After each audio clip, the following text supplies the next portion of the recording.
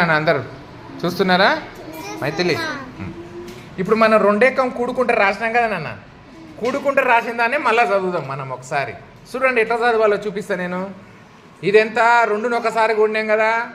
రెండెక్కం పెట్టినా, రెండెక్కం రెండు. ఇదేంది? రెండు రెంట్ల నాలుగు,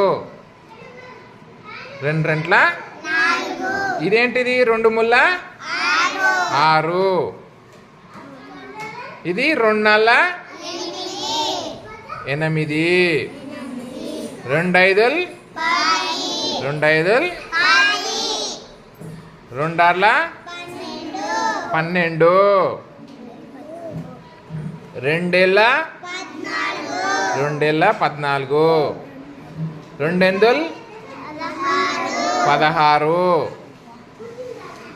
రెండు తొంబులు రెండు పాదులు 20. చూడండి జాగ్రత్తగా. చూసిండ్రా? మళ్ళీ అడిషన్ ద్వారా గుణకారం చేయడం. చదవండి. రెండెక్కం